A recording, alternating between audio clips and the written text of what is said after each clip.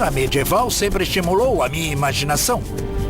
Um mundo de lendas, cavaleiros e castelos, um tempo de justas e batalhas heróicas. Mas também foi um tempo de construção, um tempo de mudança e de inovação. Meu nome é Mike Lodes e eu passei a minha vida tentando entender o passado, vivenciando ele. Eu sou um historiador que acredita que quando você coloca suas mãos no passado, você descobre o lugar surpreendente que ele era. Um mundo com desafios conhecidos, mas com soluções muito diferentes. Estou seguindo em uma jornada para explorar o mundo medieval. Um mundo que se estendeu por 1000 anos, da queda do Império Romano até a Renascença. Quero chegar o mais próximo possível da vida cotidiana das pessoas comuns. E para participar das perseguições da nobreza, vou experimentar o que era viver nesse fascinante período da nossa história. Algumas serão só detalhes do dia a dia e outras serão espetaculares. Tudo será 100% autêntico. Livre!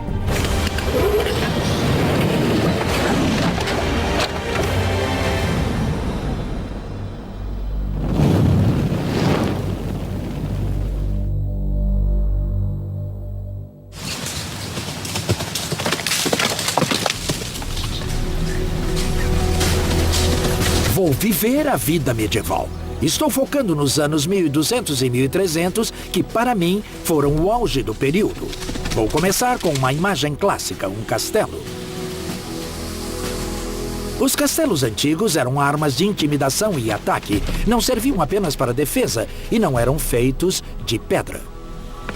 Os primeiros castelos eram assim, em montes altos, com torres de madeira, rodeados por uma cerca de paliçada de madeira. Na verdade, eles eram bem parecidos com os fortes americanos de 1800. Eles eram assim, eram fortes para a cavalaria e surgiram cerca de 1000 anos atrás com um novo tipo de guerreiro, o cavaleiro. Um guerreiro cavaleiro que montava orgulhoso e espirituoso o cavalo de guerra. E cavalos de guerra precisam ser alimentados, precisam de abrigo, de cuidados veterinários e de uma base. Essas bases como porta-aviões para os cavalos. Você poderia instalar sua frota de castelos de madeira no território inimigo enquanto avança nas terras a serem conquistadas. E daqui, controla a terra por 15 ou 25 quilômetros, na qual posso mandar uma patrulha vistoriária que vai voltar antes do anoitecer. Mas quem eram esses cavaleiros? A imagem popular romântica é do cavaleiro em sua armadura brilhante que passava o tempo combatendo e atraindo damas. Existe um pouco de verdade nisso, mas primeiro e principalmente, um cavaleiro era um soldado. O culto da cavalaria foi centrado e fundado na elite do guerreiro cavaleiro. A primeira arma de ataque foi a lança. Os cavaleiros eram tropas de choque que esmagavam tudo no seu caminho até a vitória com a força de impacto. Ah! Mas os cavaleiros, principalmente na Inglaterra, lutaram tanto a pé quanto a cavalo.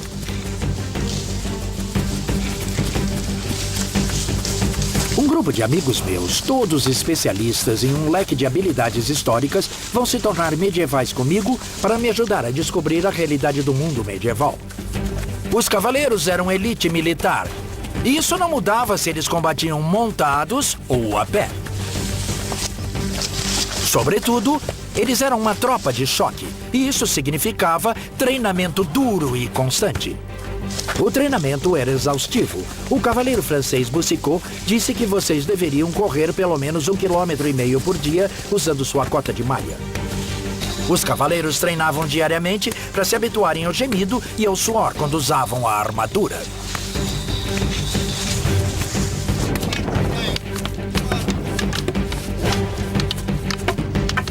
Este é o poste, um poste de madeira robusta que seria o equivalente medieval ao saco de boxe. Eles estão trabalhando no poste com as espadas de madeira. Muitos textos dizem que as espadas de madeira poderiam pesar o dobro de uma espada de aço. Então isso não é uma opção fácil, isso serve para aumentar a sua força e sua resistência. Na batalha, as lutas eram difíceis, violentas e brutais, e os bravos cavaleiros lutavam com todos os meios que tinham à sua disposição. Eles usavam seus escudos para lutar, para bloquear com o corpo. Podiam usar a borda do escudo, mas é claro que o escudo no campo de batalha servia realmente para protegê-lo dos arqueiros. E é por isso que carregavam eles, mas quando eram usados para prensar os homens, também se tornavam uma arma.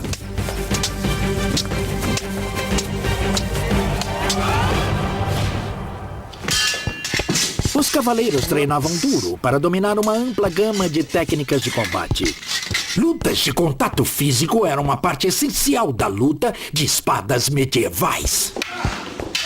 Segurar a lâmina para usar a espada e a meia espada. Daqui, eu posso tirar a espada dele do caminho. Eu posso ir para o rosto, quebrar os dentes dele. Ou poderia pegá-lo com a guarda cruzada. Poderia acontecer em uma batalha o esmagamento de homens em ambos os lados. Eles esmagariam você. Então vamos empurrá-los. Eles estão ficando cada vez mais perto um dos outros. E por fim vão ficar todos juntos. E você não terá escolha senão entrar no confronto corpo a corpo. As técnicas de lutas corporais tinham uso especial quando os cavaleiros se encontravam no campo de batalha. Eles tinham seu próprio código de honra, o cavalheirismo.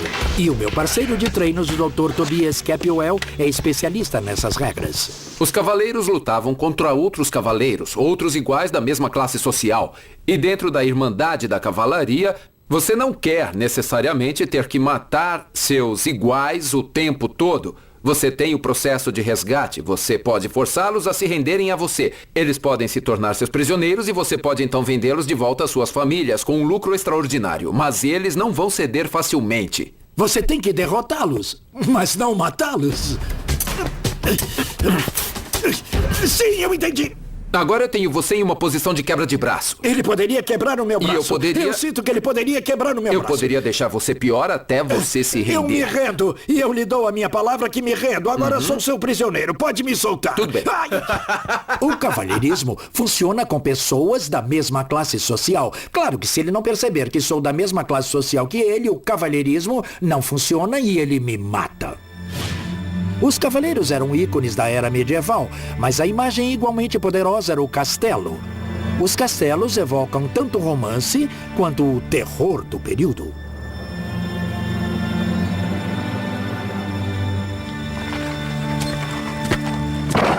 Merci, Thierry. Mas eu não estou apenas indo para dar uma olhada em um castelo antigo. Estou na vida medieval. Vou ajudar a construir um novo.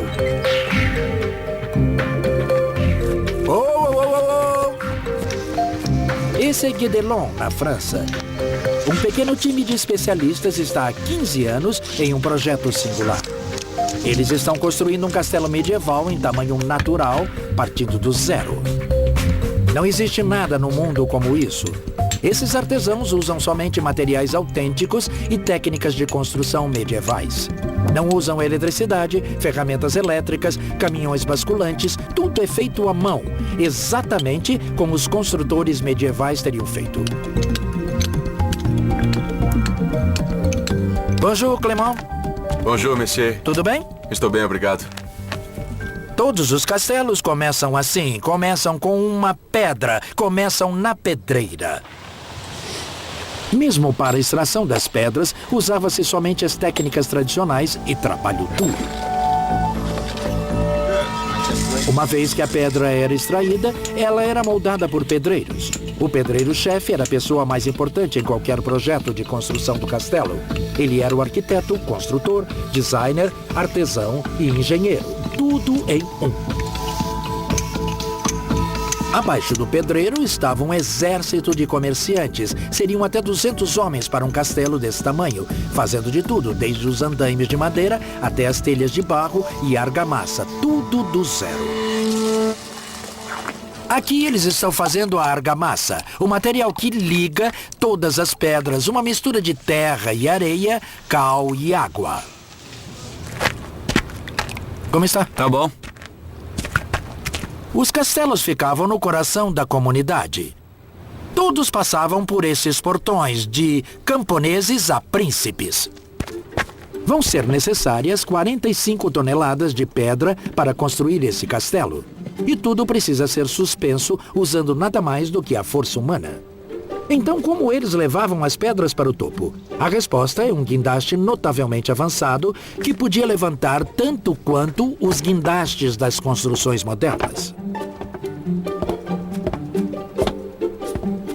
Este é um mecanismo muito engenhoso.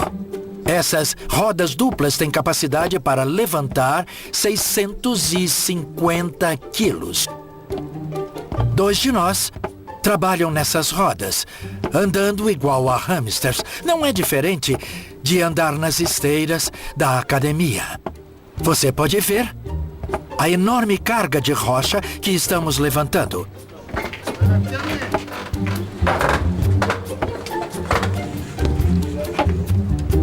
Agora a carga está dando a volta. A caixa com as pedras está sendo colocada na posição e estamos levantando-a para os pedreiros do piso superior. Guédelon foi baseado em um projeto de um castelo francês de 800 anos. Quando estiver terminado, vai ter 6 torres, um grande salão e grandes muralhas envolvendo mais de 1 acre de terra. Tudo cercado por um enorme fosso seco. Esse é o topo da Torre do Lorde. Estou colocando a argamassa para colocar a próxima pedra. Se você olhar para esta pedra, vai ver o detalhe e a atenção dessa construção. Tem essas marcas de pedreiro aqui. Primeiro de tudo, há uma seta que está nos dizendo que esse é o lado que deve ficar. Esse é o nome do homem que fez isso. O nome do homem que cortou a pedra. Essa é a medida dela, em algarismos romanos, que é o número 8, dizendo que sua espessura é de 8 polegadas. Acho que vou precisar da sua ajuda. Me ajude. Vou incliná-la assim, ó. Certo? Aqui vamos nós. E agora ela está presa de verdade. E essa pedra está perfeita. Eu construí um pequeno pedaço do castelo de Guédelon. Isso era engenharia precisa, criando construções que durariam centenas e centenas de anos. Os castelos continuam sendo uma vista majestosa da paisagem europeia de hoje. Eu sou o Mike Lodes e vou viver uma vida medieval para mostrar a vocês como era realmente a vida há 800 anos. É uma jornada medieval cheia de surpresas. Com poucas estradas decentes, de longe, a melhor maneira de se transportar mercadorias pesadas era de barco. Os mares europeus estavam cheios dessas embarcações comerciais. Barco de cargas como esse, conhecidos como cogs, eram os burros de carga do mar. Barcos de um único mastro, com velas muito pesadas, muito largos e com fundo achatado. Isso significa que eles podiam levar uma grande quantidade de carga. Esses decks podiam estar cheios de madeiras para a Escandinávia, abetos dos Bálticos ou até mesmo trazendo gado ou carga viva de uma ponta a outra do país. Agora que o vento entrou na nossa vela, estamos nos movendo bem depressa. Esses barcos eram tão populares que por volta de 1300 só o reino da Dinamarca tinha uma frota com mais de 1000 deles. Uma característica particular do cog é que o leme de direção, o timão, é montado centralmente na parte de trás. Nos barcos mais antigos, esse lado era chamado de estibordo, que era o lado da direção. Foi daí que tiramos o nome estibordo ou boreste. Se você tem um mecanismo de direção, o seu estibordo está de um lado. Então, o porto deve estar do outro lado. Ou seja, port side, que na língua portuguesa é bom bordo. O projeto de calado raso permitiu que você atracasse em qualquer porto da Europa. Assim, qualquer cidade costeira poderia receber o comércio internacional e se tornar assim uma porta de entrada para o resto do mundo. É isso aí! Esse lugar maravilhoso é o Centro Medieval da Dinamarca. É uma réplica autêntica do tipo de cidadezinha portuária que você encontraria em toda a Europa. Esse lugar é um museu de história viva, onde todos vivem da forma mais medieval possível. E você pode ver que há mercadorias de todo mundo aqui. Peles do Báltico, maravilhosos produtos de madeira, peças de cerâmica, roupas. Eu fiquei bonito com isso? Eu acho bonito. Fiquei bem assim? Ah, tá. Eu não sei o que elas estão dizendo, mas deve ter ficado bom. Elas estão falando dinamarquês, eu não entendo. Isso seria um grande problema para os viajantes medievais, não só quando viajam internacionalmente, mas em seu próprio país. Dialetos regionais eram quase como línguas diferentes. Então um viajante de York acharia muito difícil de se fazer entender em Londres. O homem de Marseille seria incompreendido em Paris. Outro problema no mercado era ter certeza que você não estava sendo enganado. Os comerciantes que tentavam passar a perna no público, seja por inflacionar o preço, ou vender medidas menores, ou imitações baratas, eram envergonhados publicamente ao serem colocados no pelourinho. Existe um relato de Robert Porter, de 1387. Ele era um padeiro e tinha colocado pesos de ferro dentro do pão que ele estava vendendo para que ficassem mais pesados. Ele foi colocado no pelourinho e o peso de ferro foi pendurado no seu pescoço. E o pão também foi pendurado no seu pescoço, para que não houvesse dúvida do que ele tinha feito. Como se isso não bastasse, você tinha que suportar o abuso dos seus vizinhos também. Eles atiravam legumes podres, peixes, ovos, esterco animal, qualquer coisa que pudesse encontrar, e ele ficava lá por várias horas. Em uma comunidade pequena, essa humilhação pública tinha um grande efeito. Era o equivalente a estar na primeira página de um grande jornal de hoje. O pelourinho não foi a única punição. Os ladrões podiam ser marcados no rosto ou nas mãos, para que o mundo pudesse ver seus crimes para sempre. A ideia de que a Europa medieval era monótona e cinza é completamente errada. Na verdade, era vibrante com cores deslumbrantes. E para colocar essa cor em suas roupas, eles usavam um ingrediente surpreendente. Na verdade, o que estaremos usando é urina velha. Produzida pelo homem e tem que ser de um homem. E ela tem que estar velha. Tá, e me diga quanto tempo tem essa urina? Ela tem 1 mês. Julia Clark é especialista em tintas medievais. Lãs e tecidos foram tingidos com corantes vegetais. E para algumas cores, a urina era uma parte fundamental do processo. Aqui vai ele. Agora estamos adicionando a urina velha de um homem na mistura. Em Londres, por volta de 1300, havia baldes nas esquinas das ruas para que os homens depositassem sua urina, que depois eram recolhidas e levadas para as tinturas locais.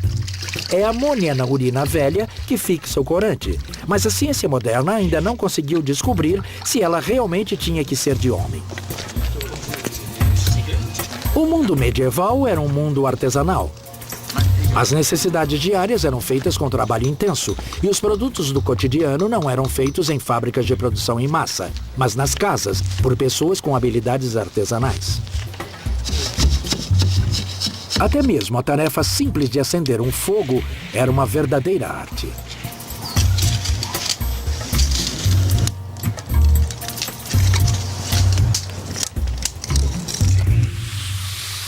Quando o sol se punha, você poderia pensar que a vida medieval parava. Mas isso seria subestimar o poder da luz do fogo, das velas, bebida e boa companhia. Esta é uma taverna, não especialmente acolhedora para os viajantes, não acolhia estranhos.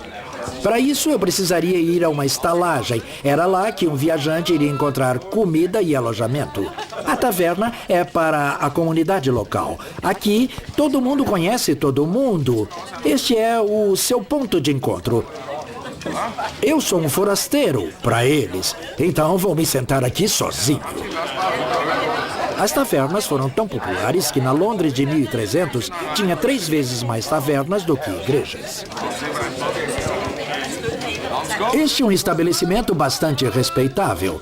É onde as pessoas vinham procurar prostitutas e você poderia reconhecê-las porque elas usavam capuzes amarelos, uma marca muito distinta. A luz e o aquecimento são caros na Idade Média e uma taverna dá luz e aquecimento de graça para que as pessoas se reúnam. Esse era o centro da comunidade. Saúde! Saúde! Saúde! Ir de um lugar para outro em terra era simples. Ou você viajava a pé ou a cavalo. E se fosse a cavalo, usaria um tipo especial de cavalo.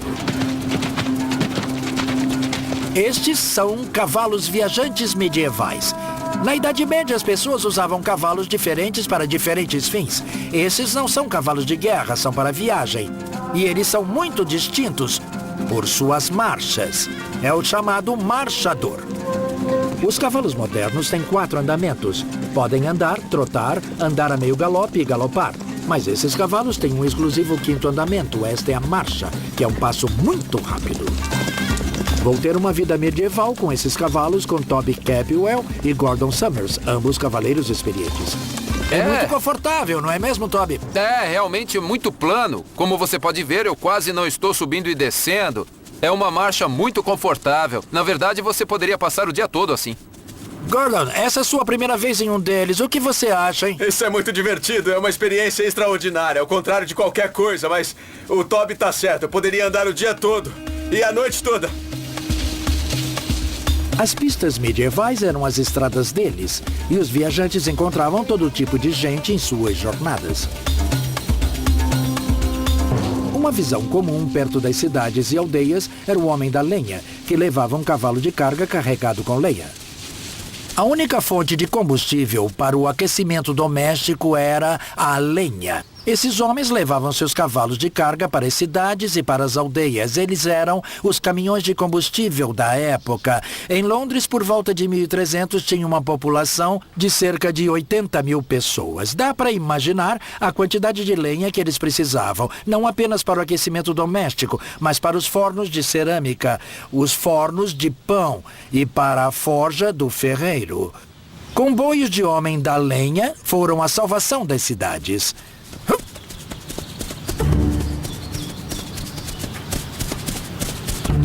Independente de quem ele encontrasse na estrada, o viajante medieval tinha que chegar ao seu destino antes do anoitecer. As florestas medievais deste período estavam cheias de bandidos, desertores do exército, fugitivos da lei de seus senhores, procurando refúgio na floresta. E eles viviam como homens desesperados e precisavam de uma renda. Então, nós seríamos presas fáceis se não estivéssemos fortemente armados.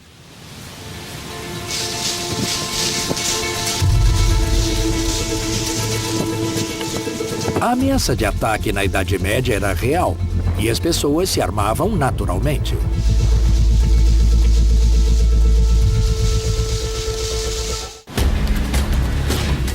Eu estou vivendo a vida medieval para explorar a realidade da Idade Média. Foi uma época de engenho extraordinária e de surpresas. A urina velha de um homem.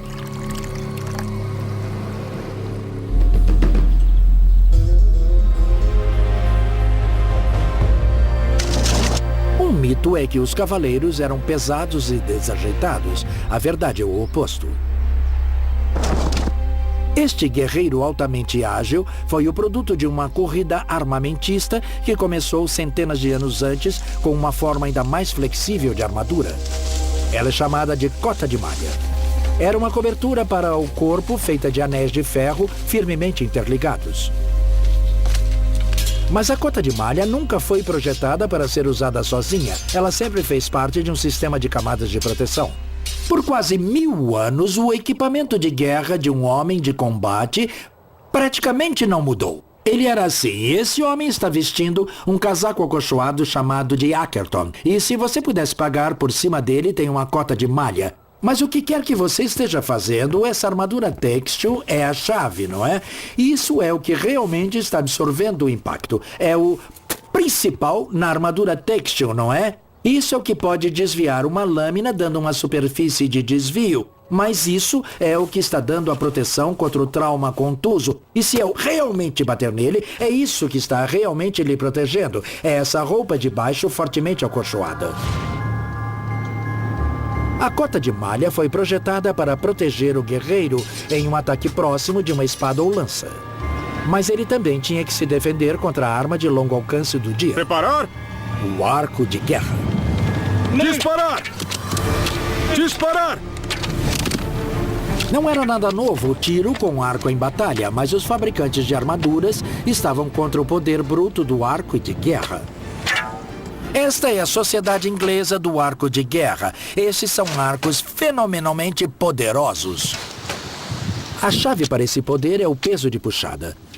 O peso de puxada de um arco é simplesmente a medida de quantos quilos são precisos para se puxar a corda até o máximo. O de Mark chega a 81 centímetros. Isso significa que esse arco é de 77 quilos.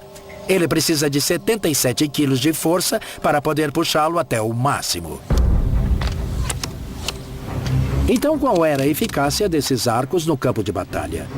Na Batalha de Crécy, em 1346, os ingleses, sob o comando do rei Eduardo III, combateram um exército francês que estava em maior número, cerca de 5-1. Apesar das adversidades, as forças inglesas ganharam o dia. A chave para a vitória de Eduardo foram os arqueiros. Ele levou 7.000 arqueiros, quase a metade do seu exército, para a batalha. Se pensarmos de forma conservadora, eles poderiam atirar 10 ou 12 flechas por minuto. Isso significa que em apenas 15 minutos, eles já teriam lançado mais de 1 milhão de flechas. E essa foi uma batalha que durou muitas horas. Isso esgotaria os estoques de flecha muito rapidamente. E as flechas são uma munição extremamente sofisticada e muito cara. Então, qual é a melhor maneira de usá-las? Algumas pessoas acreditam que nas batalhas medievais, os arqueiros disparavam de longas distâncias, de até 300 metros. Eu acho que isso é improvável. Não há nenhuma peça de arte medieval ou manuscrito que mostre arqueiros atirando em uma elevação. Você não os vê atirando para cima assim. Em uma batalha, eles estão sempre atirando diretamente desta forma assim. Eu acho que eles atiravam em um alcance muito menor, de 35 ou 40 metros, para máximo impacto. Mas será que esse impacto derrotaria a armadura do inimigo? O objetivo de usar uma armadura era que ela defenderia contra as armas da época. Se não for por isso, não tem a necessidade da despesa ou de se dar ao trabalho de usá-la. Mas se o arco longo é uma arma tão soberba que pode penetrar a blindagem facilmente, por que todos em Crécy não morreram em poucos minutos? É claro que algumas pessoas foram mortas por flechas. Algumas armaduras tinham uma qualidade inferior. Nem todo mundo tinha uma armadura completa. Algum jovem apressado deve ter levantado a viseira. Mas geralmente as flechas eram repelidas pela armadura. Então qual é a eficácia militar do arco e flecha? É no trauma contuso. É na pancada após pancada após pancada que as pessoas recebiam desses arcos pesados. Então eu quero fazer um teste para medir exatamente quanto tempo de impacto eles recebiam. Estou recebendo ajuda nesse teste do Dr. Matthew Penn. Ele é especialista em lesões esportivas por contato. Então, Matt, esse é o boneco de pancada. É, sim. Isso é o que você usa para testar o poder de socos do boxeador. Ele foi calibrado principalmente para o soco do boxe e chute das pessoas das artes marciais. Então seremos capazes de medir a quantidade de força que as flechas estão exercendo sobre o corpo. Sim, os sensores aqui vão medir a força em qualquer lugar sobre essa área. E então poderemos fazer outras medições e cálculos a partir daí. Então a primeira coisa que precisamos fazer é colocar a armadura têxtil. A armadura têxtil que os soldados usavam como uma jaqueta grossa sobre a sua malha era projetada para absorver e espalhar a força de um golpe. Ela tem 25 camadas de linho costuradas e algochoadas para dar uma maior densidade. Então estamos colocando-a sobre a almofada de pressão e em seguida vamos colocar esta cota de malha com rebites por cima. Isso passa ali.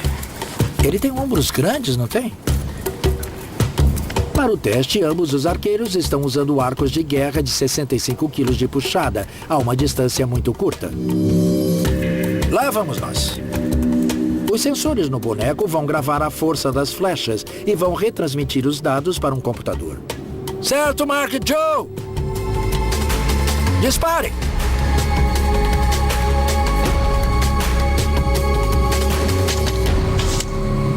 Belo tiro, conseguiu uma leitura? Sim. Esse não é um treino de domingo à tarde com arco e flecha. Eles estão lutando com esses arcos. 52 quilos.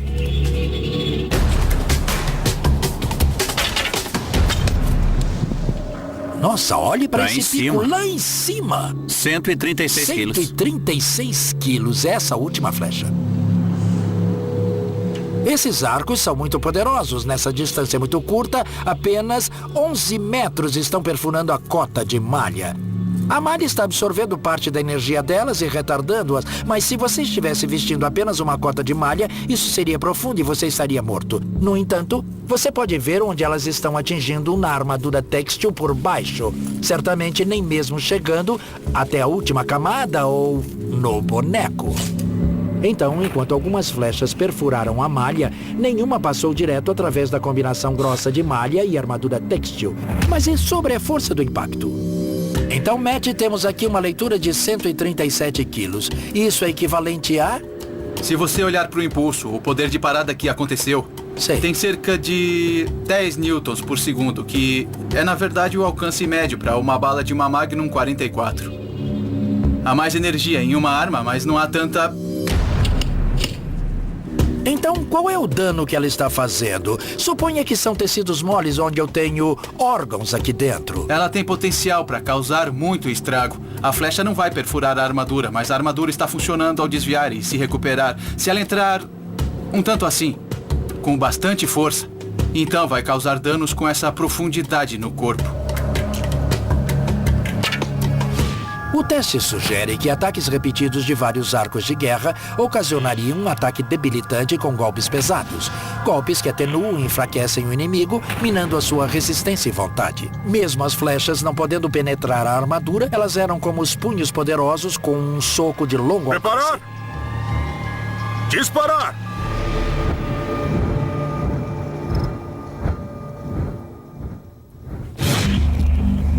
A armadura tinha que ser melhorada. Os fabricantes de armaduras passaram a utilizar placas sólidas de metal nas camadas exteriores. Mas havia um problema.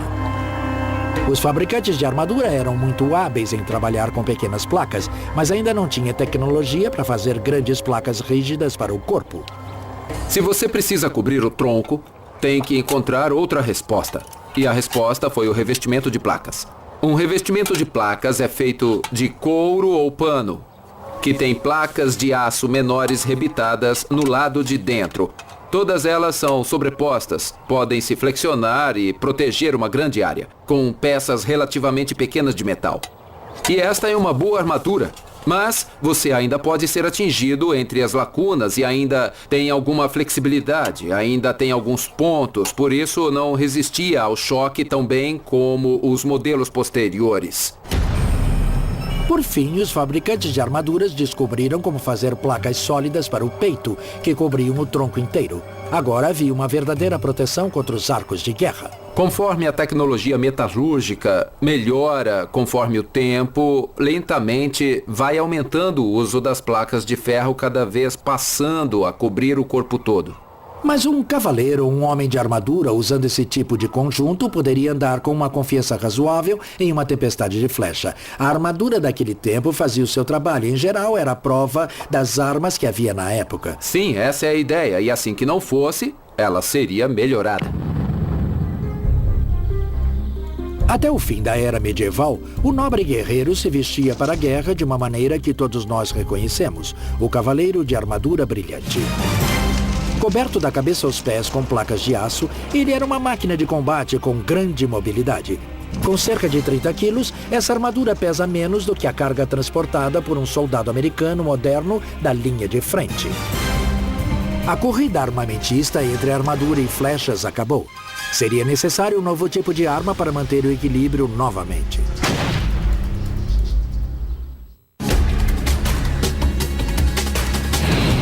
Estou descobrindo as realidades surpreendentes da vida durante a Idade Média. Agora vou viver a vida medieval para descobrir a verdade por trás da grande obsessão das classes nobres, a caça. A caça era o centro da vida medieval. Todas as classes da sociedade caçavam, mas para a nobreza não era apenas por esporte para comer. A guerra era a ocupação dos cavaleiros, mas a caça era a sua paixão. E foi uma paixão que o ajudou a se preparar para a batalha.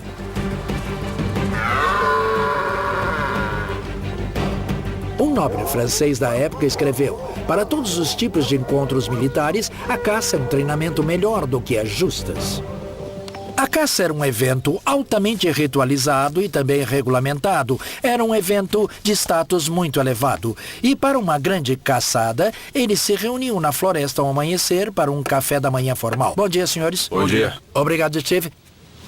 Isso é muito mais do que uma ocasião social, não é? Está reforçando toda a estrutura social. E você tem pessoas de todos os níveis sociais, todos com um trabalho a cumprir no campo de batalha. Isso é tremendamente importante, porque um exército medieval eficaz tem muitos tipos diferentes de soldados, todos trabalhando juntos.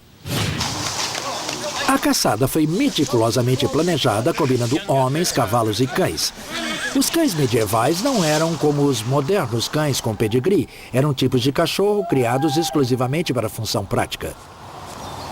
A primeira coisa era encontrar o cervo. Surpreendentemente, o mestre de caça pode decifrar as pistas deixadas pelo próprio animal. O anfitrião me trouxe um prato de fezes de cervo. Muito obrigado. Esta é uma grande honra para o mestre de caça para determinar, a partir desses dejetos, qual cervo caçar. E você pode realmente dizer pela forma dele como está firme, se quebrá-lo e cheirá-lo. Um caçador bom será capaz de dizer se este é um animal saudável, que idade ele tem e se é adequado à caçada. Então, as fezes do animal foram dadas a um cão com incrível olfato. Estes belos cães de caça são um tipo de cão medieval que poderia encontrar um cervo em especial. O olfato deles é tão bom que eles podem captar o cheiro de um cervo em especial entre todos os outros cheiros no chão da floresta. Estes cães, com a missão de reconhecimento, vão trabalhar usando uma coleira cuja palavra medieval era lion. Eles eram conhecidos como limers. Uma vez que os limers localizavam o cervo, a área era cercada por um raio de vários quilômetros com revezamentos de cães de corrida muito rápidos. Precisamos persegui-los e para isso precisamos de velocidade, precisamos de um cachorro longo. Então vamos ter um bando seguindo o cervo, mas o cervo pode ficar bem à frente deles. Apenas se o cervo chegasse perto do cordão de exterior, esses cães de revezamento eram soltos para trazê-los de volta para a caçada principal. O reflexo de perseguição deles é desencadeado pela visão da presa e eles podem atingir velocidades de até 72 km por hora. Cães incrivelmente rápidos. Rápidos, mas apenas para distâncias curtas. Eles não eram pares para a resistência de um cervo, por isso eram divididos em turnos, de modo que um par pudesse assumir o lugar do outro. Para a perseguição principal, os caçadores usavam cães que corriam em bandos. Então, estes são os Brachets. Este é o bando principal, sem coleira. Eles correm como um bando, eles têm capacidade olfativa extraordinária. Então, quando estamos andando atrás da presa em cavalos, esses cães nos ajudam a manter contato. Eles são os cães com resistência e com olfato para chegar até a presa.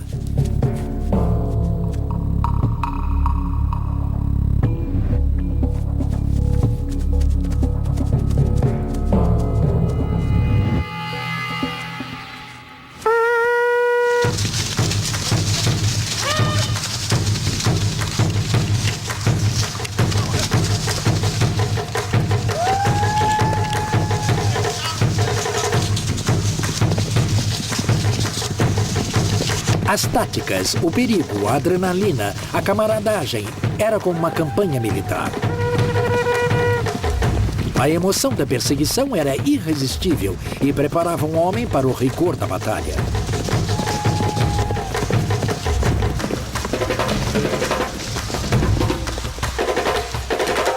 Um cavaleiro aspirava a mostrar tanta força, coragem e habilidade no campo de caça quanto no campo de batalha.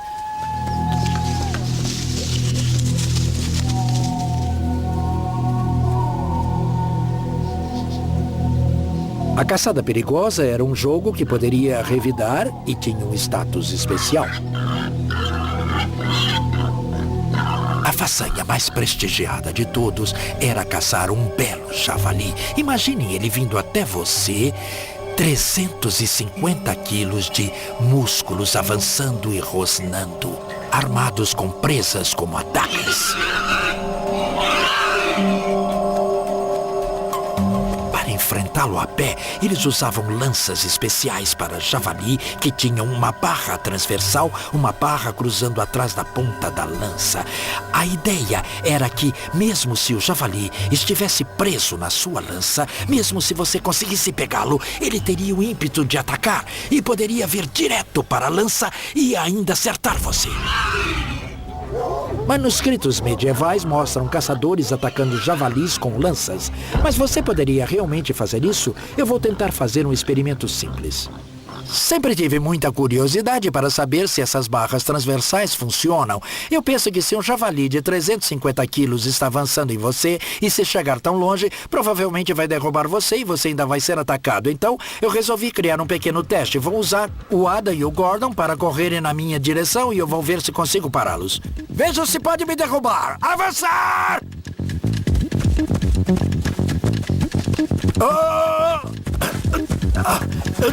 Obrigado. É necessário 2 pessoas para segurar isso. Então, pela minha posição, eu ia ficar sozinho e receber essa carga. Mas como tive um bom companheiro entrando, muito obrigado, então eu fui salvo da humilhação de ser atropelado por um pedaço de carne. Mas, de fato, seria um homem muito corajoso quem enfrentasse um javali avançando sem antes ser auxiliado por mastins.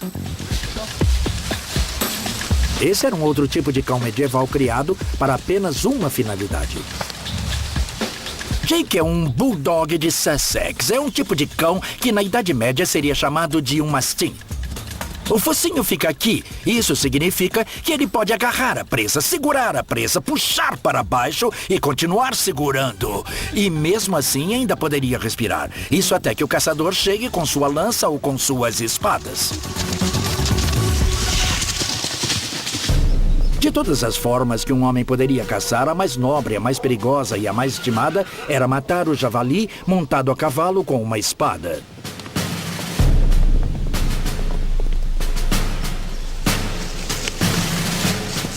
Assim que a presa tivesse sido morta, o cavaleiro pessoalmente a destrinchava no campo. Em termos práticos, isso significa cortes de carne pequenos o bastante para que os seus servos pudessem levar de volta para casa. Isso também significava que os cavaleiros estavam acostumados com o sangue e as tripas de animais mortos. Significava que estavam familiarizados com isso e que não eram sensíveis no campo de batalha. Pão embebido em sangue, tostado sobre o fogo, era a recompensa favorita dos cães. Cachorro bonzinho.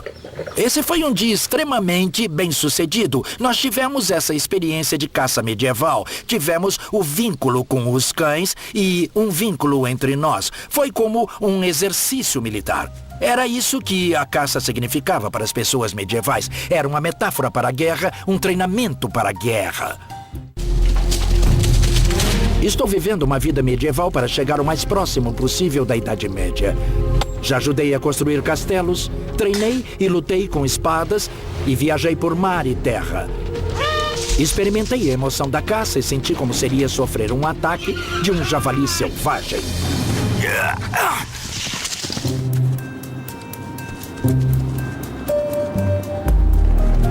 Agora estou carregando no pulso um dos predadores mais rápidos da natureza, um falcão.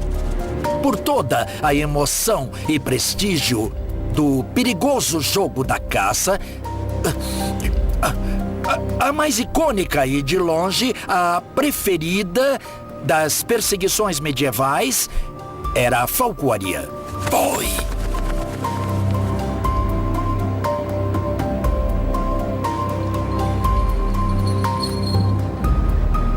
Para os ricos, os falcões eram uma das posses mais prezadas e uma oportunidade de exibir suas riquezas. Aí vai ela! Ha!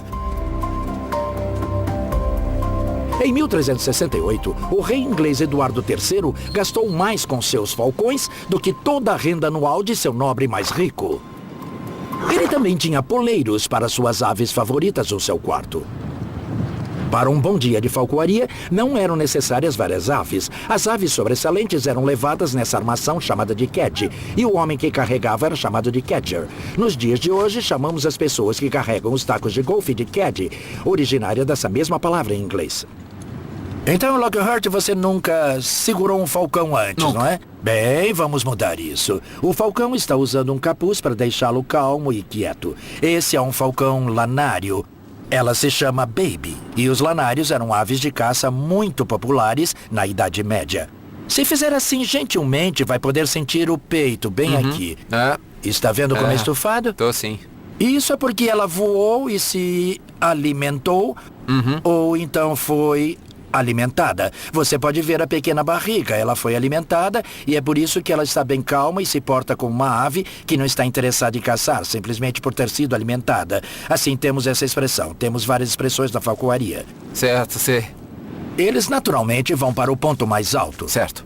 Você só precisa apontar seu dedo indicador aqui atrás, que ela vai subir nele, certo? Sim. Olha, ela subiu. Certo, sei. Agora aperte com seu dedão. Sim, certo, entendi. Certo. Agora você a tem sob controle e ela está embaixo do seu dedão. É Sei. aí que a expressão tem origem, certo? E para uma segurança extra, vou colocar a coleira que está presa às faixas, vou enrolar isso aqui. Agora você a tem bem segura e ela está enrolada no seu dedinho. Como se sente? É uma sensação ótima. É incrível. Me sinto bem medieval. É muito... Nossa. É mesmo, Sim. isso nos conecta. Sim, do chão pro Com céu. os céus, Sim. do chão para o céu, absolutamente.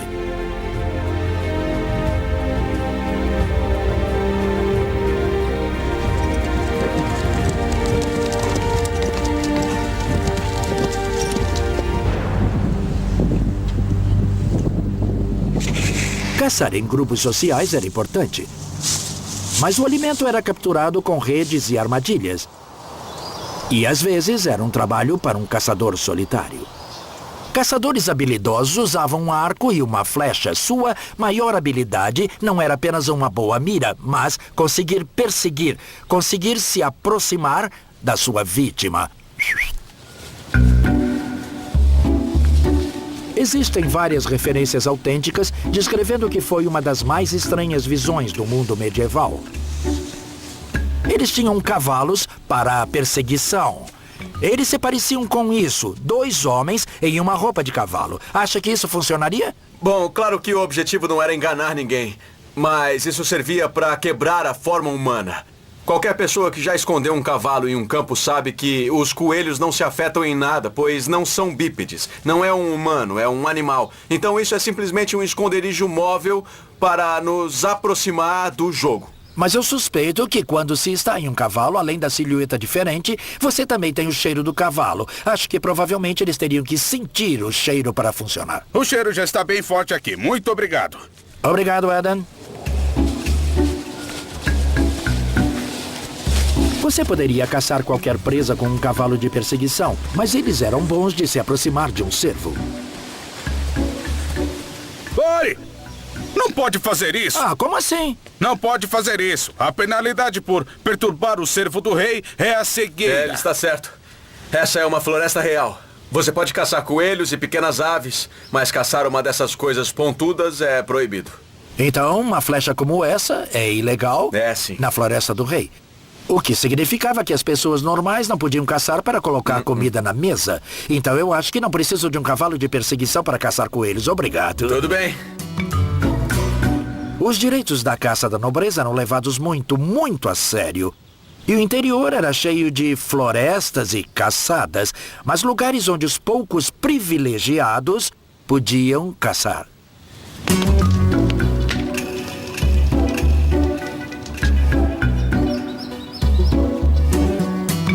Então, se não podiam participar da caça, o que as pessoas comuns comiam? Para descobrir, eu trouxe meus amigos para um banquete medieval. Não um banquete real, mas o tipo de refeição que uma pessoa comum, dona de um pouco de terra, faria em algumas ocasiões especiais. Mark Meltonville sabe tudo sobre comidas medievais e eu vou ajudá-la a preparar uma refeição. Então, temos um peixe enorme aqui, que fará um banquete enorme para os meus amigos. Sob sua orientação, eu vou tentar cozinhá-lo. E é um lúcio. É, também conhecido como lobo da água. Sei. Você não vê com frequência um lúcio nos cardápios de hoje, mas ele era muito popular na Idade Média. Mas eu acho que é um grande mal-entendido entre as pessoas de que na Idade Média todos se empanturravam de carne vermelha o tempo todo, porque a carne era bem escassa. Para as pessoas comuns, mesmo com um pouco de dinheiro, não era possível matar uma vaca, porque de onde viria o leite? O peixe era uma proteína principal. Sim. É claro que não tinha refrigeração. Então, a menos que vivessem próximo ao mar, as pessoas comiam peixes de água doce, que também eram criados em lagoas locais. As lagoas podem ter suas águas modificadas, pode ter uma entrada e uma saída para que a água fresca passe por ela. Quanto mais limpa, melhor o peixe. Então, tem alguma receita medieval? Nós vamos assá-lo. O lúcio vai ser cozido dentro de uma crosta de massa e recheado com ervas, que a maioria das pessoas medievais simplesmente colhia do jardim. E essa massa vai ter um gosto bom? Não. Essa massa Tá foi bom. criada como uma panela para cozinhar. A ideia é que seja nossa assadeira. Eles ainda não tinham assadeiras, então enrolavam alguma coisa na massa. Essa seria a panela. Então essa massa era o papel alumínio medieval. Sim, era. Na verdade, queremos que fique razoavelmente bonito, porque não é só na panela, mas também o prato em que vamos servir a comida. Enquanto estamos cozinhando o peixe, os outros estão bebendo garrafões de cerveja. As pessoas bebiam cerveja em todas as refeições, até no café da manhã. Era surpreendentemente nutritivo e diferente da maioria das fontes medievais de água. A fermentação da cerveja tornava a bebida segura para consumo. Certo, senhores? Aqui está a melhor parte. Temos um lúcio assado. Vejam esse peixe. Começaria com um pedaço de peixe. A gente pode provar? Sim, experimentem, tá muito bom, tá ótimo. Eu preciso provar um pouco disso. É como... Tá muito bom. Eu gostei demais desse lúcio. Temos outros pratos medievais originais, incluindo carneiro assado, ervilhas moles e maçãs e mel cozido em leite de amêndoa. Muito doce. Está muito Tá bom. muito bom, tá uma delícia. Temos algo chamado arbolete, que é queijo coalhado e ovos. Não é necessariamente do gosto Deve de ser a todos. aparência que não é muito agradável. Na verdade, não é como o queijo cottage. Isso tá muito bom. É melhor do que parece. Numa era antes dos garfos, a etiqueta era rígida quando o assunto era manejar o alimento na mesa. Você não comia apenas com a faca e os garfos, que não haviam sido inventados, mas usava os dedos de cortesia, que são esses dois, para quando comer a sua carne, esconder sua boca. É claro que as pessoas medievais não comiam assim todos os dias, mas elas tinham uma dieta bem balanceada para ajudá-las em suas vidas de trabalho duro. Era assim que eles conseguiam colocar toda essa bela comida na mesa. Fizemos coisas incríveis com os animais durante a minha jornada. Cavalguei um poderoso garanhão de guerra e corri em cavalos viajantes. Coloquei cães de caça no ritmo e fiz falcões magníficos voarem. Voe! O mundo medieval estava repleto de animais. A vida das pessoas dependia deles, e todos os animais tinham um trabalho a cumprir. Porco, porquinho. No interior, a maioria das pessoas tinha um porco. Eles tinham uma porca para reprodução. Os leitões iam para o mercado, mas eles deixavam um em casa para comer. No outono, eles o engordavam com um sistema chamado engorda, levando-o para fuçar em bosques comuns. Porco, porquinho, porquinho. Vem cá, vem! Esse Alex Langland, ele é especialista em lavoura medieval. A engorda consiste em fuçar os bosques. Nessa época do ano, você levava os porcos para fuçar, porque isso os engorda muito. O que eles fazem é isso que estão fazendo aqui. Remexendo o chão da floresta, procurando por castanhas, avelãs, frutos do carvalho, todas aquelas coisas que os alimentaria durante os meses do outono. Porco, porquinho. Sua caça por comida transformou os porcos nos trituradores do mundo medieval.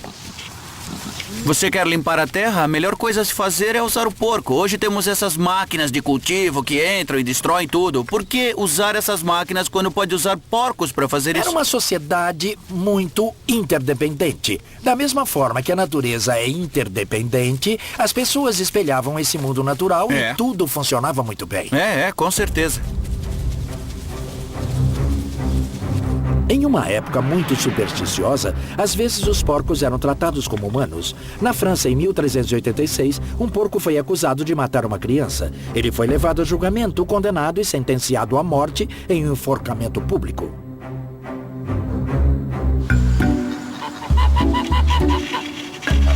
Os bandos de gansos eram encontrados em todos os vilarejos e, como todos os animais, eles tinham que merecer seu alimento. Uma das melhores coisas sobre o mundo medieval é como todo mundo dividia tudo.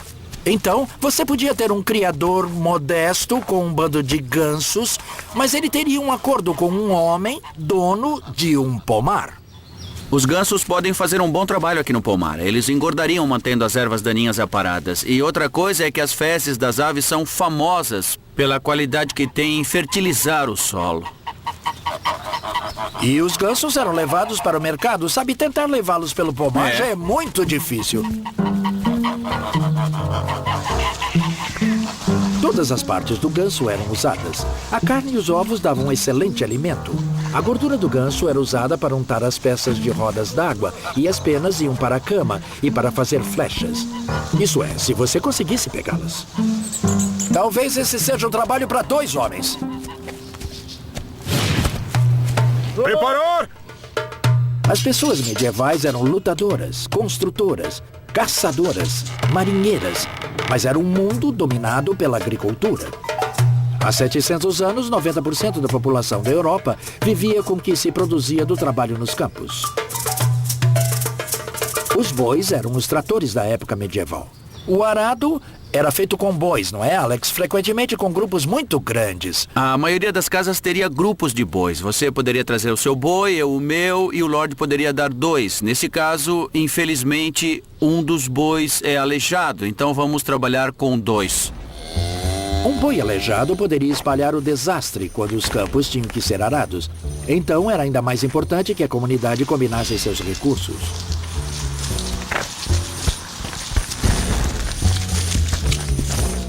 A verdadeira junta de bois. A junta de bois está por aqui há milhares de anos e as pessoas medievais usavam essa antiga tecnologia para prender os bois ao arado. É um sistema muito simples, mas muito eficaz. É a melhor forma de aproveitar a força que esses animais têm nos ombros. E é claro que quanto mais bois estivessem trabalhando, mais fácil seria do que um único animal. E mais trabalho poderia ser feito em um dia. Bem, aqui vamos nós. Bom, é isso. Devagar e com calma. Devagar e com calma. Vamos lá? Vamos! Vamos. O problema dos bois é que eles precisam de encorajamento constante. Vamos! Em frente! Vai.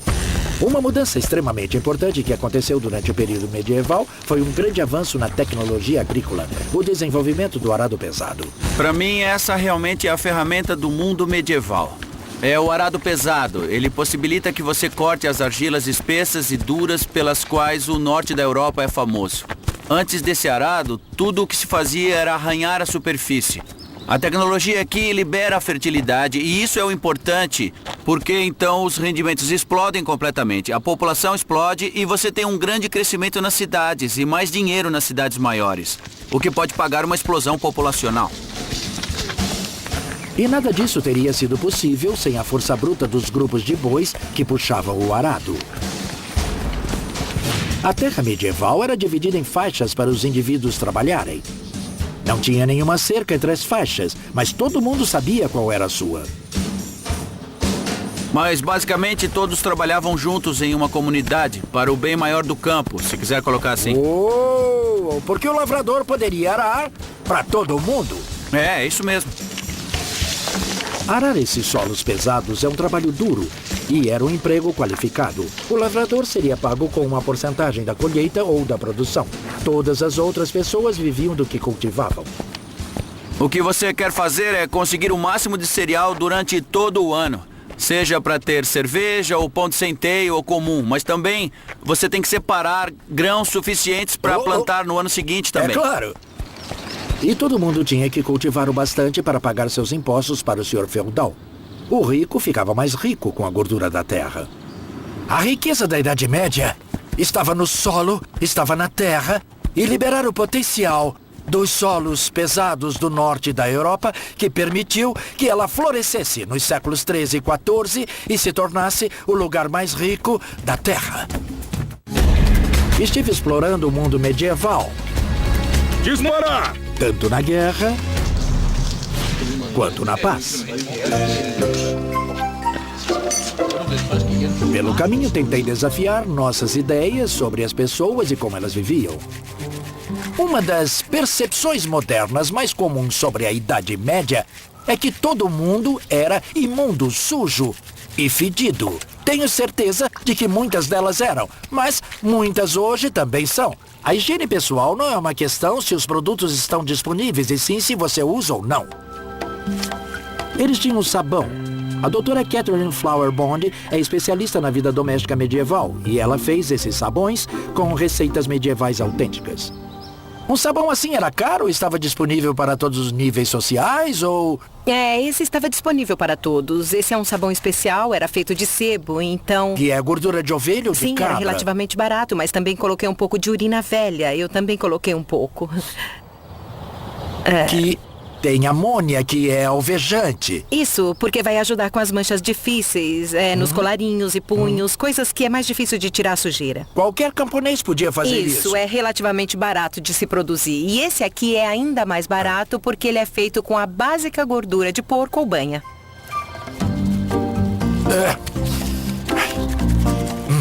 Nossa, minha esposa ficaria impressionada de ver isso. Com certeza é um trabalho duro. E também é frio, né? Os processos não eram com água quente, sempre com na água fria. Tá, e na Idade Média eles tinham sabão e também tinham aparatos para lavagem muito engenhosos, como esse. É mesmo. Esse se chama raquete. É isso mesmo, um martelo. Isso vai forçar a sujeira a sair das fibras.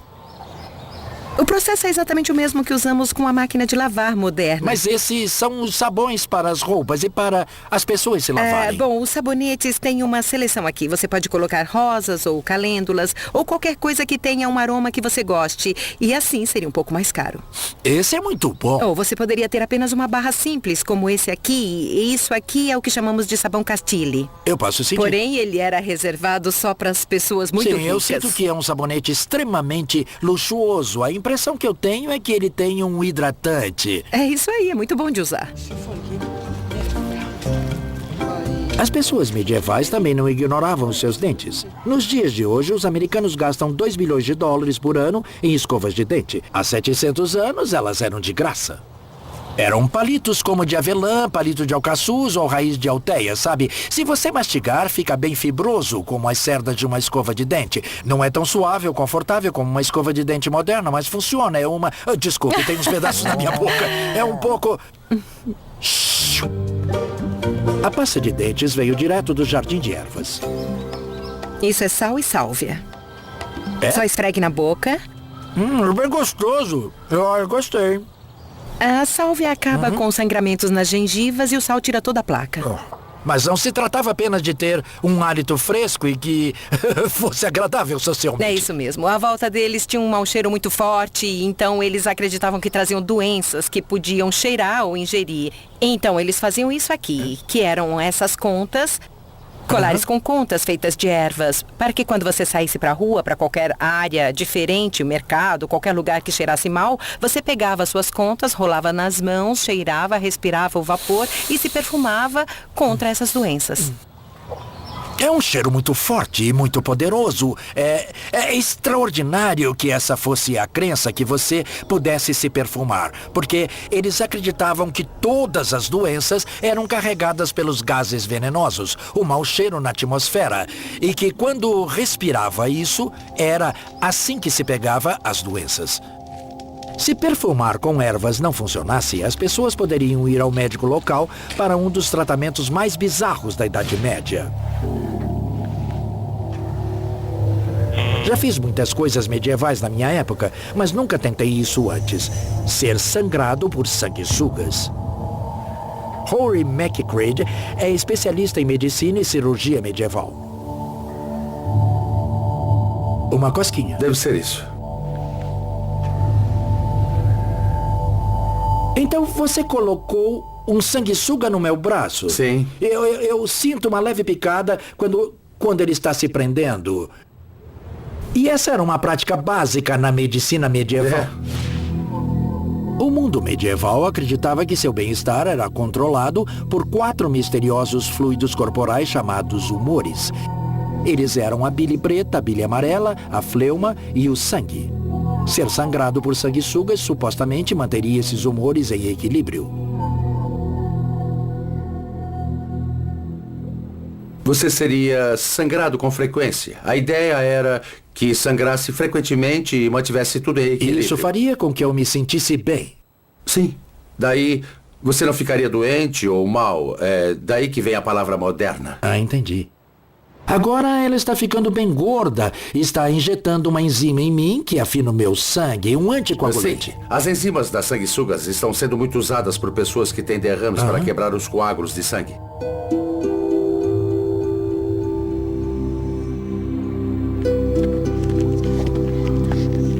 Mas existia uma doença que nenhum tratamento com sanguessugas ou nada mais poderia curar. Era chamada de peste negra.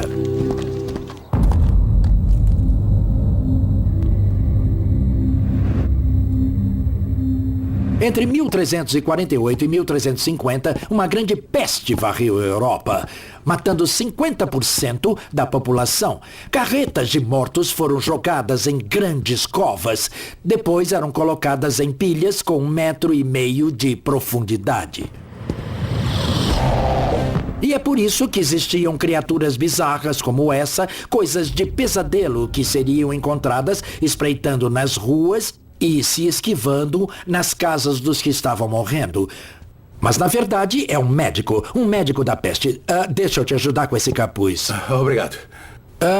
Você está realmente usando o equivalente a uma roupa contra risco de contaminação? Sim, ela impede que o ar passe por mim, me mantendo seguro quando estou lidando com os doentes e os que estão morrendo. Eu sinto que está coberta de cera. Coberto de cera.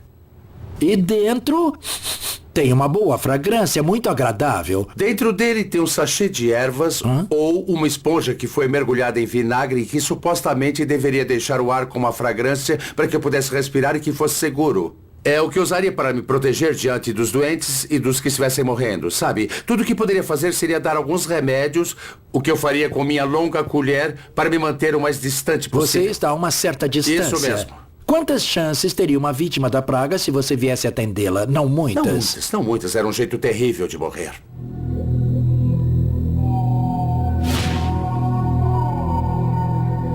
Espalhada por moscas e carregada por ratos, a praga fazia suas vítimas passarem por uma morte horrível.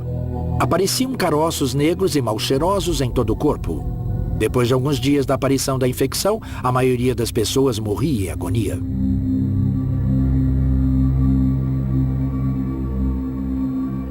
A peste negra era um grande fracasso da medicina medieval. Eles não sabiam de onde ela vinha e não sabiam como tratá-la. Era um enorme fracasso que acabou levando o fim do mundo medieval. A praga pode ter acabado com metade da população, mas não colocou um fim na guerra e na violência. Cheguei o mais próximo possível do mundo medieval para vivenciar como as pessoas lidavam com a higiene, a saúde e doenças terríveis. Vivi uma vida medieval para ajudar a construir um novo castelo medieval. Agora vou descobrir como destruí-lo. É o grande momento. Os castelos de pedra eram construídos para defesa. As grandes muralhas do castelo que estão sendo construídas aqui em Guédelon, na França, têm 4 metros de espessura, a prova de quase todas as formas de ataque. Mas existia uma arma que podia derrubar até mesmo as muralhas do castelo mais forte. Ela era chamada de catapulta de contrapeso e era uma máquina gigante para o cerco. As catapultas receberam apelidos. A máquina mais temível que Eduardo I levou para o cerco do castelo de Stirling era chamada de Lobo de Guerra. Outro nome popular era Malvoisin, que significa vizinho ruim. E certamente as catapultas são assim. Vamos, atirem!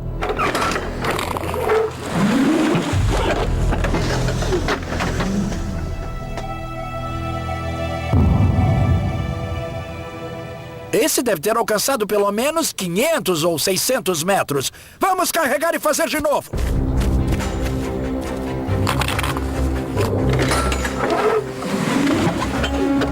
Essas máquinas enormes podiam arremessar grandes pedras para esmagar a parede de um castelo em uma distância de até 2 quilômetros. No centro medieval na Dinamarca, construíram uma réplica operante em tamanho natural de uma catapulta. E aqui está como ela funciona. Os homens entravam em 2 rodas, esticando a corda que puxa para baixo o longo braço da catapulta e levanta o contrapeso. Quando o braço é liberado, o contrapeso desce liberando o braço e arremessando sua carga mortal. A catapulta de Eduardo I, o Lobo de Guerra, era tão grande que 5 carpinteiros e 50 homens precisaram de 3 meses para construí-la. Com a munição calibrada para ter o mesmo tamanho e peso, a catapulta era mortalmente precisa. Você podia atingir a mesma parte da parede do castelo repetidamente, enfraquecendo até ser rompida. Imagine isso dia após dia, dia após dia, dia após dia. Esse grande lançador suporta até 10 toneladas de pedra e eu tenho que ajudar a levantá-las. Este é um trabalho muito exaustivo. Eu tenho certeza de que tem muitas formas de medir a energia, joules, watts e todo tipo de coisa. Mas não tem nada como medir a força dessa grande máquina entrando nela. Todos os músculos sentem cada grama de força que criamos aqui.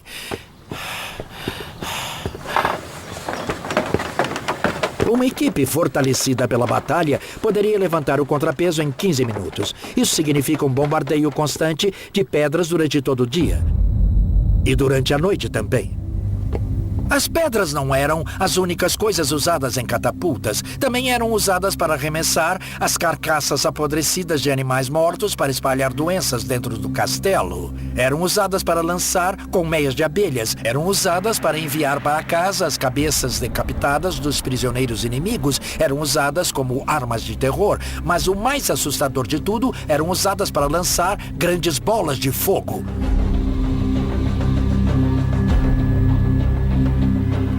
Lançar!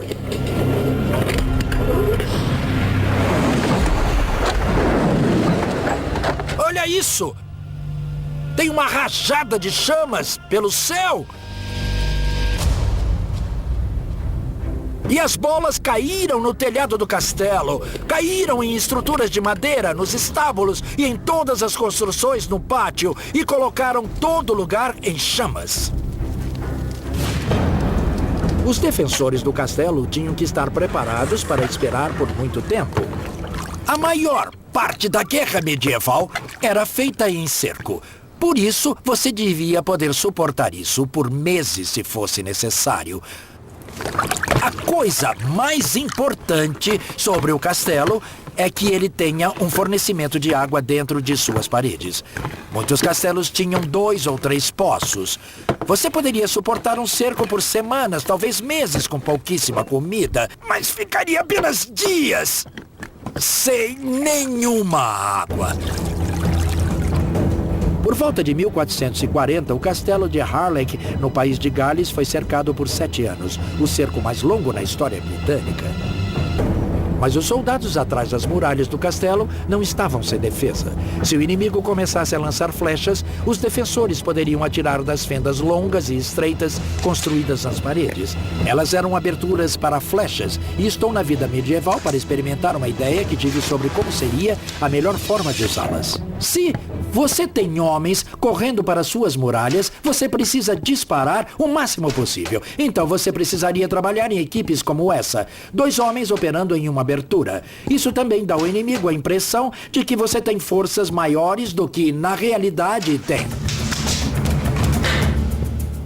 Você pode achar estranho que estamos atirando nessa distância, mas existem 2 motivos para isso. Não aguento essa proximidade porque o meu arco vai bater aqui, mas tem outro motivo para ficar afastado, e se chama o paradoxo do arqueiro. Quando uma flecha deixa o arco, A força da corda atrás dela faz com que ela dobre no arco. Na verdade, o que acontece é que ela dobra bastante assim. E quando ela volta, ela dobra para o outro lado. Nos primeiros 4 ou 6 metros, ela faz esse progresso sinuoso. Fica assim quando desaceleramos a imagem 150 vezes.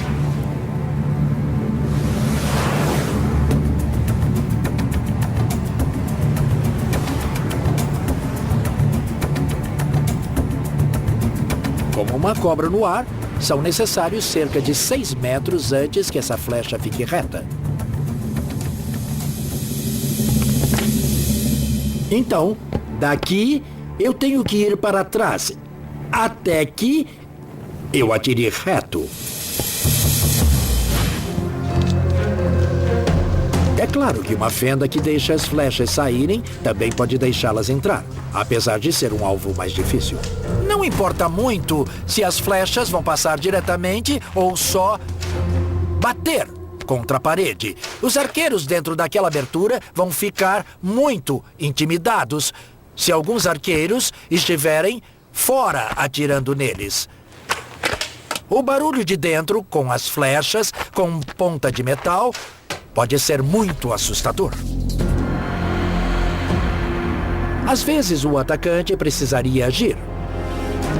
O que acontece se eu precisar tomar esse castelo rapidamente? Por exemplo, se os reforços estiverem a caminho, se o inimigo tem mais tropas chegando e eu preciso entrar, preciso ser rápido. Essas paredes parecem bem intimidadoras, então acho que minhas opções são limitadas.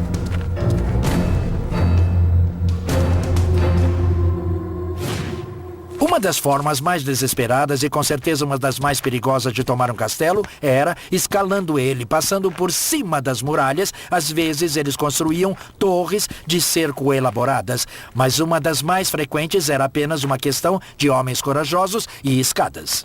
Era algo extremamente perigoso, com pessoas jogando pedras na sua cabeça e também arqueiros que podiam atirar da lateral. Mas você tinha que continuar, tinha que subir a escada. Tem homens atrás de você. Quando você chegasse ao topo, não receberia boas-vindas amigáveis. As pessoas iam atacar você. E agora isso se torna um problema para mim. E estou pendurado na escada com uma mão e tenho meu escudo na outra mão. Fica muito difícil desembainhar a minha espada, é estranho. Talvez eu consiga tirar uma adaga com mais rapidez, mas provavelmente não intimida muito você, não? Não, porque eu posso atacar com a minha espada assim e depois empurrar você. A opção óbvia pra mim aqui é tentar empurrar a escada da parede, mas eu não consigo movê-la. Vocês teriam 15, 20 grandes soldados atrás de mim nessa escada. É um peso enorme contra a parede. Para poder tirá-la, você precisaria de uma grande força, precisaria de pessoas, de uma barreira. Eu preciso de uma barreira e de 10 homens fortes para exercer essa influência contra ela, mas isso vai precisar de 10 defensores vitais. Então, o meu trabalho não é tanto passar por ela. O meu trabalho é me demorar, desembainhar minha espada e continuar mantendo a posição, manter você onde você está, manter você sempre lutando e ocupado. Mas mesmo que você consiga escalar as paredes e entrar no castelo, os defensores ainda tinham um último truque guardado. Então eu passei as defesas externas, passei pela muralha, passei por essa porta de ferro protegida e agora estou nessa pequena câmara, a última trincheira, na torre central. Mas a engenhosidade dos projetistas do castelo daquela época não tinha limites, porque acima de mim está um buraco assassino.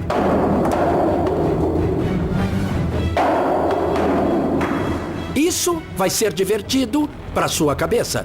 Ele pode estar armado com centenas de pedras lá em cima. Você pode colocar apenas 4 ou 5 homens aqui. Pode acabar com eles. Não importa o tamanho do seu exército. Você pode derrotá-los nessa última posição. Estou vivendo uma vida medieval para confrontar nossos conceitos errados do período e para vivenciar a vida medieval por mim mesmo.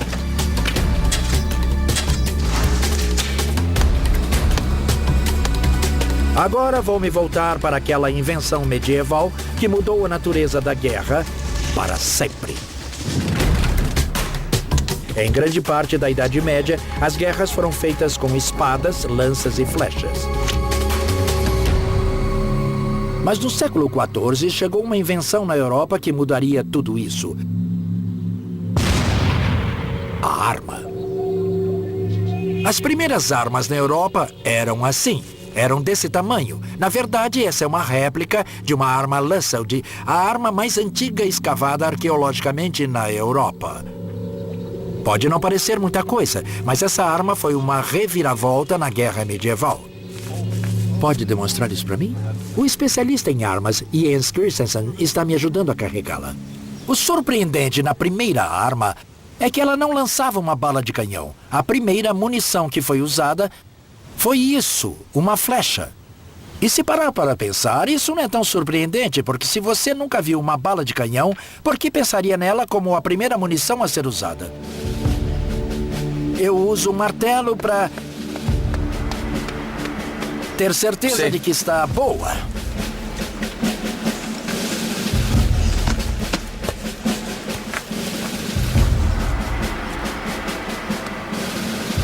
Os portadores de armas não eram considerados cavalheiros.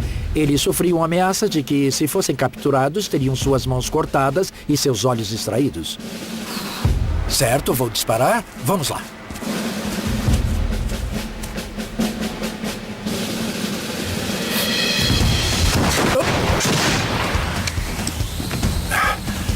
Você tem uma chance. A flecha quebrou em algum lugar. Ela despedaçou. A força do impacto que quebrou isso. Um dos registros mais antigos de armas sendo usadas no campo de batalha na Europa foi de quando os ingleses as trouxeram para conter as forças francesas na Batalha de Crécy em 1346. A explosão ameaçadora, o cheiro sulfuroso, a chama que era cuspida espalhou no inimigo.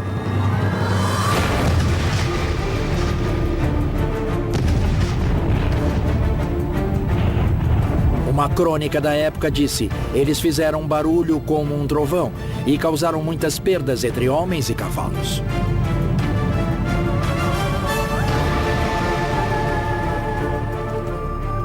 Todo o período histórico teve ideias que duraram e ideias que desapareceram. Desde o começo, a arma estava destinada ao sucesso.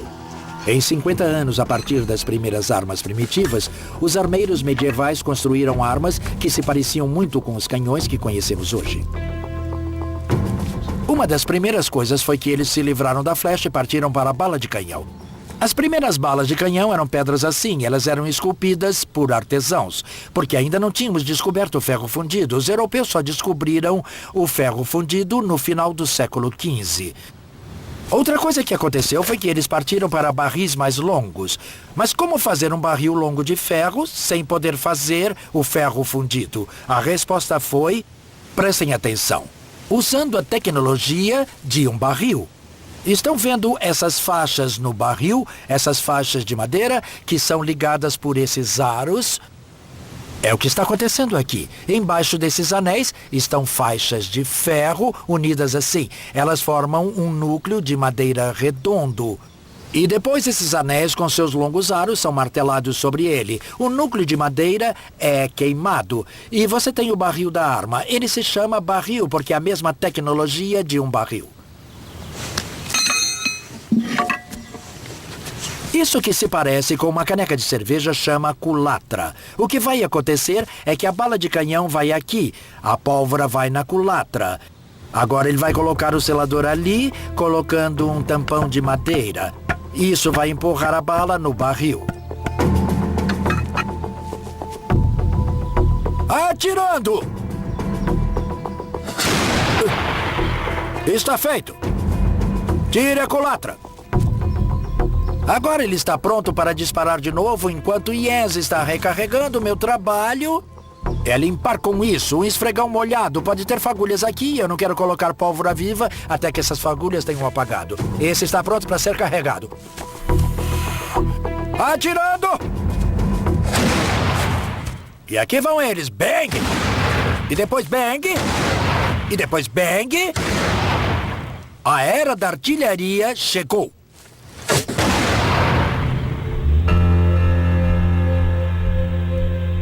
O surgimento da arma foi um dos sinais de que o período medieval estava acabando. Ele mudou o curso da guerra e da civilização para sempre. A vida medieval foi uma jornada incrível. Eu ajudei a construir e a atacar castelos medievais. Eu arei com bois e provei comida medieval. Eu cacei com cães de caça e lutei com espadas. Eu viajei em barcos e cavalos e vi um grande e vistoso pedaço da vida medieval.